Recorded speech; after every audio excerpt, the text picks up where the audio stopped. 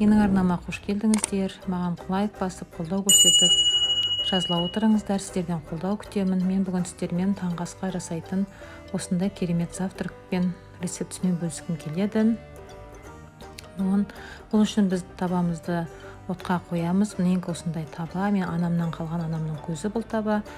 Осы табама бірінші бір жұмыртқаны алып, аздап қана тұз салып, вилкамен араластырып аламын.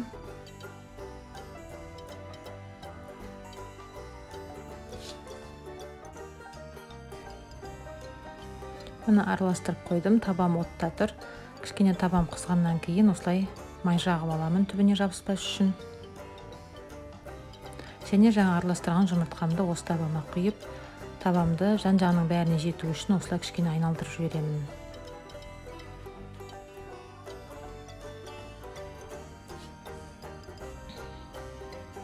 Міне енді үстіне помидорымды қойып шығамын.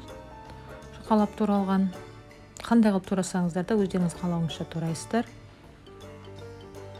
Енді осының ішіне кішкене ас көк септім. Укробымды кез келген көкшөпті байлана беруге болады, және уақ теркадан өткізілген сырды салып шықтым. Қалауыңызға қарай саласыз сырды, молырақ та салуға болады, аздап та салуға болады. Міне енді жайлап жұмыртқамның лопаткамен қозғай бастадым.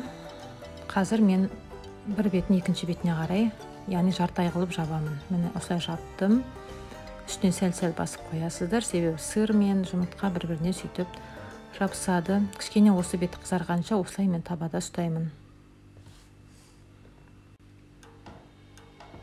Мына беті қызардау деген шамада мен екінші бетіне аударамын. Енді екінші беті қызарғанша сәл отта ұстаймын. Мына қызарып пісіп шықты. Міне менің завтракым дайын. Енді мен тағы екіншісін жолдасым үшін дайындаймын. Жолдасым тек помидормен мені жалғыз өзімен ғана жемейді. Мен қазір оған басқаша қылып істеймін сәл.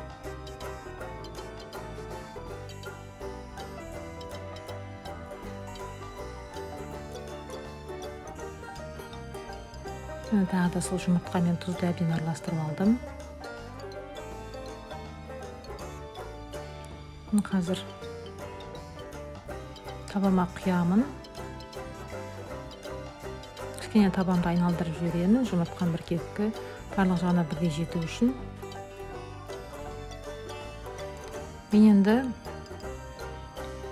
бұған колбаса саламын. Жолдасым үшін колбаса саламын. Балаларға дайындағанда да осылай дайындап беремін. Колбасамен, помидормен, сырмен.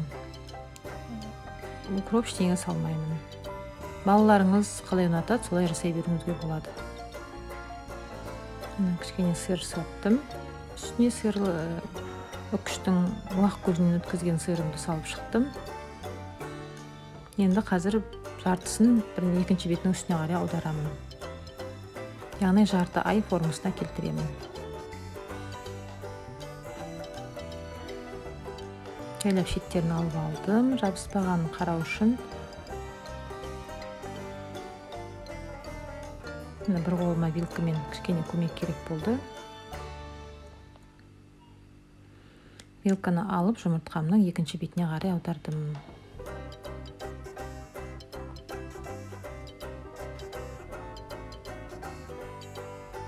Осылай қойдым, шеттерін басып. Кішкене бір бетінің қызарғанын қараймын.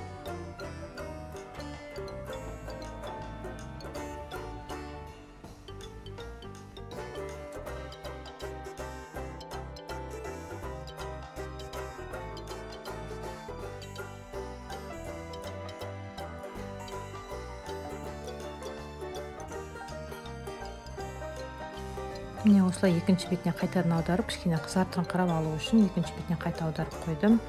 Міне бұл да дайын болды. Таңғы асым дайын болды. Біздерге ас болсын, ал сіздер жасап көріңіздер.